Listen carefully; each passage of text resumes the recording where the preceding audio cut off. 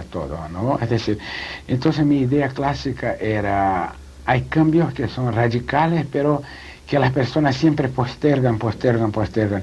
Es necesario, bueno, saber que se puede cambiar muy rápido.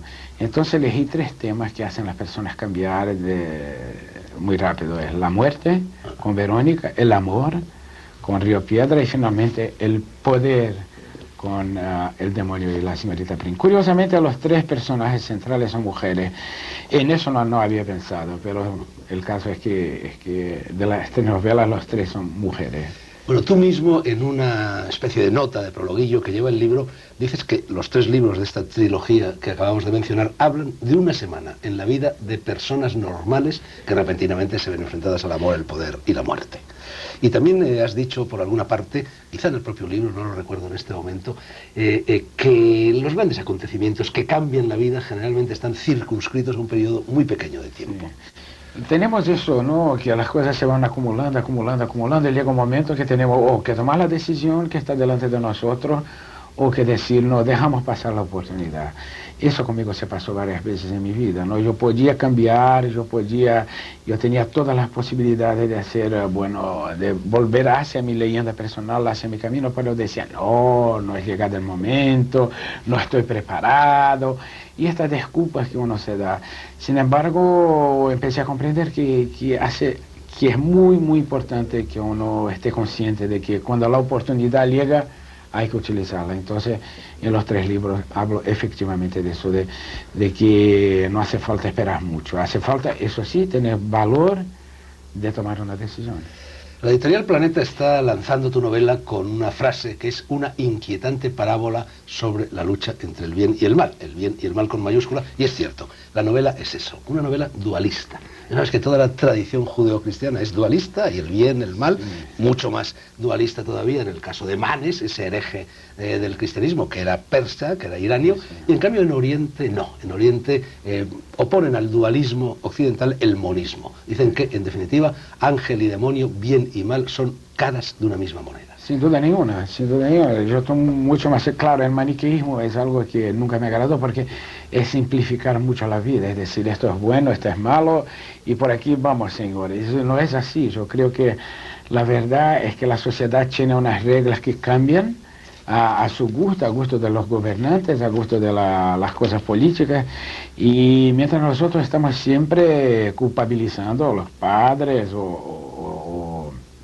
los maestros o la mujer o el marido por las decisiones que no tomamos, porque decimos, no, él eligió mi camino. Entonces tenemos que saber que más allá de lo que la sociedad impone como el bien o el mal, nosotros lo sabemos.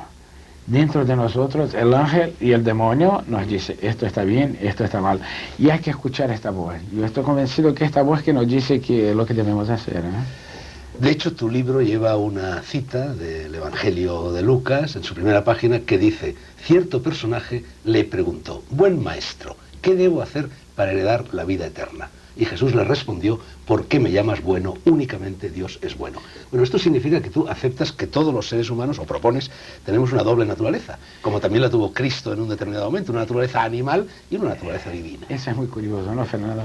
El hecho de que el propio Jesucristo en un dado momento, cuando le proponen, dice, buen maestro, y él dice, bueno, no, espera, yo estoy en mi condición humana, y bueno, entonces tengo todos mis lados, y eso es que me hace ver en Jesucristo verdaderamente una persona que yo tengo una fe total, porque vivió intensamente la condición humana. Yo creo que sí, tanto yo como tú, como todos estamos delante del único poder que tiene el demonio, que es la tentación. El demonio no puede hacer cosas, no puede cambiar este vaso en un libro o que sea, pero sí puede tentar, y ahí utilizar el hombre como un instrumento del mal. Ahora, no vamos a ver el mal como algo maniqueísta, ¿no? Como las reglas que la sociedad impone, sino el mal como el momento en que uno pasa la frontera de la libertad del otro. Yo creo que ahí estamos en la regla clásica, que es una regla mucho más judía que cristiana, porque la regla cristiana dice, tienes que hacer al otro el bien, y la regla judía dice, no hagas al otro lo que no quieres que te hagan. Entonces yo creo que cuando no haces el otro lo que no quieres que te hagan, entonces ya lo tienes todo muy claro. Sin embargo, si intentas hacer el bien, muchas veces puedes intentar imponer una idea que es tu visión de la vida y que no es necesariamente lo que va a hacer bien al otro. Hay otra especie de antinomia muy curiosa, Paulo, parecida a la que Lucas pone en boca de Jesús, que tú citas, que se refiere al Génesis, que tú citas en esa nota inaugural del libro a la que ya nos hemos referido, y señalas que Dios, después del pecado original, después de lo de Adán y Eva, la serpiente, el árbol del bien y del mal, etcétera, dice: hete aquí que el hombre se ha convertido en uno de nosotros, conocedor del bien y del mal. Y entonces te preguntas, si Dios es único, ¿por qué dice en uno de nosotros? Te envío yo a ti la pregunta. Yo no sé contestar. La verdad es que no sé contestar en este momento, que en el Génesis que Dios habla con uno de nosotros, y bueno, está allí apenas, pero la verdad no sé con quién habla Dios. De la misma manera que yo no sé, como el dios del tiempo, que es el único dentro de la mitología iraní, de la mitología persa, también le hace una gran oración a quién, a no sé qué, y ahí empieza también la lucha del bien y del mal. Es algo muy complejo, pero ¿sabes qué, Fernando? La gente perdió el sentido del misterio. Entonces, antiguamente yo quería contestar todas las preguntas de la vida. Hoy me doy cuenta que no las puedo contestar, y sí que sé interiormente que estoy más cerca, bueno, del entusiasmo de mi leyenda personal, o que estoy lejos de las cosas que debo hacer. Es un conocimiento silencioso, interior, y con ello intento vivir, pero si pongo la lógica y quiero razonar aquí, allí, ahí ya me pierdo totalmente, ¿eh? En tu libro hay, yo diría que cierto pesimismo antropológico, cierto pesimismo sobre la condición humana. Prácticamente vienes a sugerir, o lo sugieren algunos de tus personajes, que únicamente hacemos el bien cuando tememos un castigo. Esa horca que está plantada, por ejemplo, en este pueblo de Viscos, que es donde transcurre la acción de la novela, ¿no? Es muy curioso que tú digas eso, porque todos los otros periodistas dicen: tus libros son tan optimistas. Yo digo, pero yo no veo nada de optimista en mis libros. Yo veo los libros muy realistas. Lo que planteo en mis libros son preguntas, no son necesariamente respuestas. Sin embargo, la verdad es que hacemos el bien, algunos por el miedo del castigo, otros porque no osan saber lo que se pasa más allá de los límites, y esto no eligen entre el bien y el mal. Están siempre protegidos por un entorno que ya conocen y no tienen los desafíos de la vida. Y finalmente yo creo y que más y más gente hace el bien porque es mejor, se siente mejor. El bien en el fondo es una recompensa hacia uno mismo. Entonces hay gente que lo hace por castigo, sí, pero la gran mayoría de la gente que yo conocí lo hacía por generosidad, por solidaridad. Tú vas encontrando respuesta, o por lo menos relativa respuesta, a todas esas preguntas que tus libros plantean en contacto con los lectores. Es decir, los lectores te dan luz. Los lectores me dan luz, sí, pero ¿cómo no sé quién ha leído mi libro? Porque es una abstracción total. Yo vendí como 31 millones de libros, y esos son 90 millones de lectores. Muchas veces estoy en un bar, Se acerca alguien. y en la mesa al lado están hablando de mí, no sabe que yo estoy allí, ¿me comprende? Entonces yo diría que el gran misterio de la vida son los encuentros. ¿Por qué uno encuentra a alguien? Entonces yo soy una persona muy abierta hacia los encuentros, y como el éxito me da la posibilidad de tener las puertas abiertas, estoy siempre listo a conectarme con la gente. Pero verdad, Fernando, que muchas veces las grandes respuestas que yo buscaba encontré en la boca de un taxista, de un camarero, y no necesariamente de un sabio, de un filósofo, porque son gente que tiene esta conexión directa con la espiritualidad inconsciente, mientras que el otro está intentando organizar su universo. Paulo, ¿tú has visto alguna vez a tu ángel de la guarda? Bueno, en el libro sí, se lanza la hipótesis de que los sueños son el territorio en el que se manifiestan. Bueno, yo lo vi físicamente una vez, y la verdad es que no lo vi un brazo suyo, en 88 en el desierto de Mojave, y una mañana yo estaba mirando el sol, y sentí algo, una presencia, estaba solo en el desierto. y sentí una presencia, ¡pum! Y sabía que había algo, y como todo lo... Me volví hacia mi niñez cuando yo rezaba a la Virgen, por favor, no venga, porque me van a asustar. Y entonces sentí esta presencia y en este momento vi un brazo aquí así. Pero la verdad es que, y claro, no quería mirar, pasé unos 2, 3 minutos y ahí me volví, ya no había más nada y empecé a llorar. Pero vendo o no vendo, está aquí. ¿Tú crees que de la misma forma que llevamos al lado un ángel de la guarda, llevamos un demonio, no, voy a hacer un juego de palabras, quizá no un demonio de la guarda, pero un demonio de guardia, que nos acompaña siempre como a la señorita Prim o al extranjero de tu novela? Sin duda, y son estas nuestras paradojas, ¿no?, interiores, son los momentos de los conflictos interiores. Este demonio, bueno, claro que tenemos mucho más poder, pero él tiene su único poder, que es la tentación, y entonces, bueno, tenemos que también mirarlo sin miedo, de la misma manera que a nuestro lado está la muerte, ¿no? Y que está sentada aquí y dice, Paulo, hace tu mejor todos los días porque un día te voy a hacer así, ¡pa!, te voy a tocar y te vas. Entonces yo creo que el gran milagro de la vida es la conciencia de la muerte. Claro, yo creo en muchas vidas, pasadas y futuras, pero eso da igual. En este momento estoy aquí ahora y tengo que dar el mejor porque la muerte está a mi lado, ¿no? Esta especie de pesimismo al que me he referido antes se manifiesta de modo muy especial en la novela cuando evocas esa anécdota que se atribuye a Leonardo da Vinci, que escoge una especie de ángel humano para pintar la figura de Jesús en la Última Cena, y luego cuando está buscando un modelo para Judas, se encuentra de repente tirado en los tugurios, pues, o sea, de Milano, de donde sea, a un individuo demoníaco, y luego se dirige él y descubre que ese individuo demoníaco es el mismo al que él había convertido en Jesús, solo que se ha ido degradando, ¿no? Es tan curioso, Fernando, cuando yo miro mi vida, ¿no?, hacia atrás. Bueno, una vez fui a una película, ver una película que se llamaba Flatline, una película sobre la muerte. Y yo me creí una persona, claro, que intentaba siempre estar muy conectada con el bien. Pero después de salir de esta película fui a tomar un café, pensé que cuántas veces yo había herido a los otros. Yo creo que el mal es herir a los otros, incluso herir a uno mismo. Eso fue en 91. Entonces hice una lista de las personas a quien tenía que pedir perdón. Fue un lío, porque muchas de esas personas ya habían cambiado de casa, de país y tal, pero yo no puedo continuar mi vida sin pedir perdón a todas esas personas. Y pasé como un año buscando los teléfonos, y llamaba a las personas, no comprendían nada, ¿no? Elizabeth, sí, soy Paulo Coelho. Oh, Paulo, ¿qué tal? No, te llamo para pedirte perdón, pero perdón de qué. Ni se acordaban, claro. No, ni se acordaban, o a veces se acordaban, ¿no?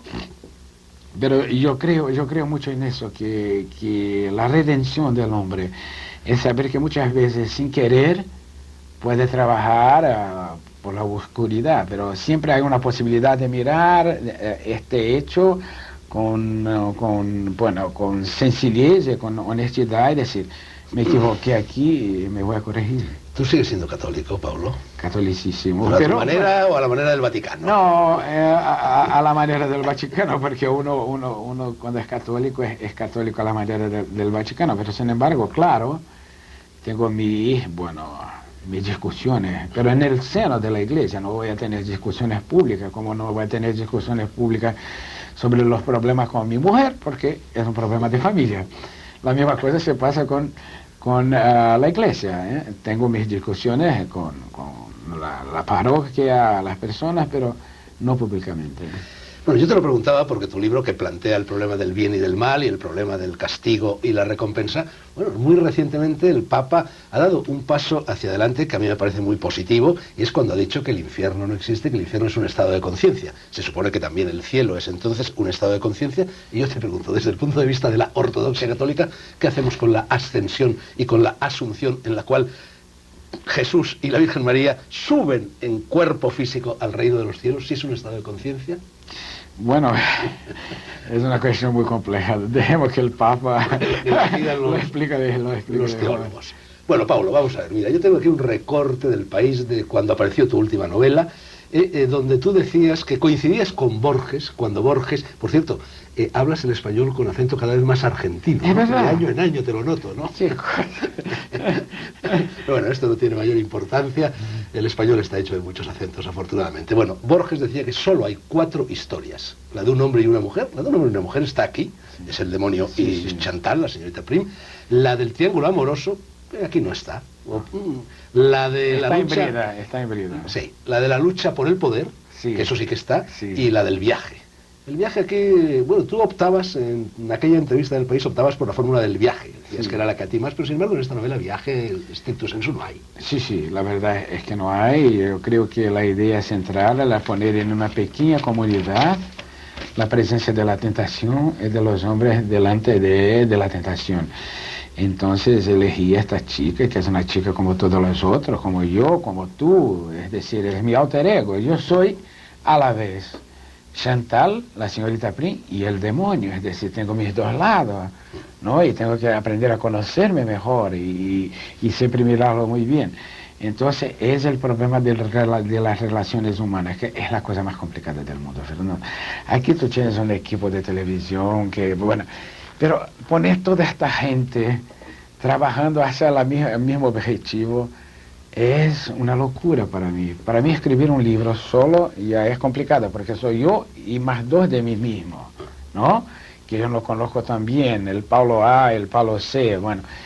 Pero sin embargo, las relaciones humanas son muy complicadas. Y el libro, señorita Prim, es eso, como las relaciones cambian. Sobre tu libro flota la sombra, el fantasma de Job, que fue el protagonista de una aparente injusticia cometida por Dios. Y ya que, ¿ibas a decir algo? No, quiero preguntarte, No, ¿cómo? Sí, quiero decir algo. ¿Cómo ves la historia de Job? Cuando es el ser más, entusiasta, más devoto, y en un dado momento Dios lo dice, bueno, te voy a castigar. ¿Cómo tú lo ves? Bueno, yo lo veo como una especie de trampa parecida a eso que hace, por ejemplo, la policía cuando se disfraza de hippie y le vende, no sé, marihuana pues a un chico que pasa por la calle, le está tendiendo una trampa y claro, efectivamente ahí hay como un dolo, ¿no?, en ese planteamiento. A mí me recuerda, estamos muy cerca del Retiro, Paulo. Yo leí una vez un cuento de Jardiel Poncela y estamos en el año del centenario de Jardiel Poncela. No sé si conoces a Jardiel Poncela, no. Era un autor cómico español de teatro, y no solo de teatro, también de novelas, pero realmente muy bueno. Y entonces cuenta un cuento, una historia en la cual hay 2 señores que van paseando a lo largo de la verja del Retiro por fuera y están discutiendo sobre lo mismo que discute tu novela, el bien y el mal. Y uno le dice al otro, todos somos malos. Y el otro dice, no, eso no es verdad, demuéstramelo. Y entonces un pobre viejecito jubilado que está paseando por dentro del Retiro, a lo largo de la verja, el de fuera le empieza a hostigar con un bastón. Y el viejecito al principio le mira extrañado, el señor está loco, el otro sigue hostigándolo, el viejecito cada vez se va poniendo más nervioso, ni que decir tiene que es un viejecito inofensivo, y total, que el viejecito acaba agarrado, colérico, iracundo a las verjas del Retiro, gritando, y entonces el otro se vuelve a su amigo y dice, ¿ves cómo el hombre es una fiera? Bueno, es un poco lo que le pasa a tu libro. Oscar Wilde decía que podemos resistirlo todo menos la tentación. Las gentes de tu libro son sometidas a una tentación y eso sería un poco como la prueba de si somos buenos o malos. Es verdad, pero yo creo que la peor de las tentaciones, por ejemplo, es el miedo al amor, ¿sabes? Es decir, eso está muy presente en mi libro también. El tema de que no te quieres comprometer con nada porque tienes miedo de sufrir. No quieres te comprometer con tu vida. Quieres, bueno, vivir de una manera que puedes después decir, que el culpado fue mi padre, es ridículo. ¿Cuánta gente de mi edad? Yo tengo 53 años, mira, y me vi, no, porque mi padre o mi madre, eso es ridículo, ¿no? Tienes que tener amor por tu vida, tienes que tener amor por tu trabajo, tienes que tener amor por una otra persona. Hay mucha gente que dice, no he encontrado a la persona. Por favor, tienes 6 billones de personas, 6.000 millones de personas en la Tierra, y no me puedes decir que no encontraste tu otra parte. Entonces la gente está muy reacia al hecho de sufrir por amor, de buscar el amor, de creer que el amor le hace mal o le puede hacer sufrir. Y entonces en el libro yo creo que está planteado el tema de decir, ¿por qué no nos acercamos de los otros? Por miedo de sufrir, En el libro, en ese territorio de viscos que creas en él, como de costumbre en tus novelas, faltan las connotaciones de espacio y tiempo. Me imagino que porque quieres darle una dimensión universal a esta especie de parábola. Y en ese espacio ideal, que es un sitio donde la gente es más o menos feliz, es un sitio tranquilo, que huye del mundanal ruido de la modernidad, es un sitio donde no nacen niños. Las antiguas profecías dicen que el mundo, que antes de que llegue el apocalipsis y el fin de los tiempos y el cambio de todo lo que sea, durante no sé cuánto tiempo no nacerán niños, que es algo que ya está sucediendo. Ese pueblo es el símbolo del globo terráqueo en estos momentos. Yo diría que este pueblo es sí el símbolo de nuestra situación actual. No es que no nacen, nacen pero dejan el sitio, ¿no? Porque se van. Entonces es algo muy concreto. Uno de mis sitios que yo adoro son los Pirineos, y hay muchos pequeños pueblos allí, y eso se pasa exactamente. Llegas allí, ves ancianos, gente que ya no puede salir, pero los jóvenes ya se marcharon. Entonces ve que se desaparece toda una estructura social que estaba muy bien, porque ahora con esto de la globalización y tal, ya son los grandes centros que atraen las atenciones. Entonces, la idea clásica es que no se puede perder eso que los niños tienen, que es una inocencia para saber pedir, ¿no? La capacidad de llorar desesperadamente y parar de llorar inmediatamente cuando les satisfacen, y finalmente, bueno, no tener límites. Y nosotros perdemos mucho este niño. Ya no pedimos, tenemos vergüenza de pedir, ya no lloramos y ya creemos que tenemos límites. El planteamiento inicial de tu novela, y es algo que has planteado, es un esquema al que has recurrido en otros libros, Paulo, se parece mucho a algunas películas de Hitchcock y a las películas del oeste, del Far West, en el sentido del forastero, el extranjero, que llega de repente pues, a un pequeño enclave y altera por completo la vida de los habitantes, ¿no? Para desequilibrar, yo creo que esta es la idea clásica, ¿no? Y eso es la idea clásica de la vida también. Mientras tú viajas, tienes que dejar las puertas abiertas a los extranjeros. Entonces, por eso yo creo que el viaje es algo que te hace crecer mucho. Sin embargo, cuando estás en tu hogar, ya no hay influencias, ya no hay nada. Entonces, mi idea era dejar que la influencia que viene a desequilibrar lo que está organizado, bueno, haga esta ciudad o este pueblo, en este caso, tener una nueva conciencia. Desequilibrar es muy importante, Fernando.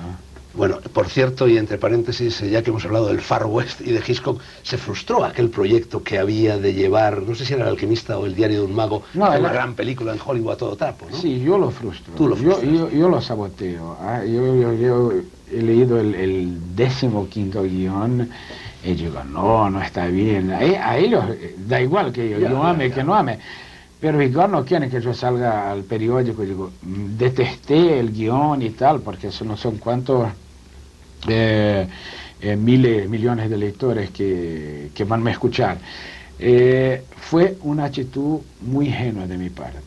Cuando el libro salió, me invitaron a Hollywood, vendí, qué maravilla, y después me di cuenta, pero la verdad es que no veo como una película. Y entonces, desde entonces, intenté sabotear y hasta el momento lo logré. Claro, va a llegar un momento que van a decir, Paulo Coelho, por favor, los derechos son nuestros, lo vamos a hacer, pero hasta el momento lo logré sabotearlo. Bueno, volvamos a este libro, al demonio y la señorita Prim.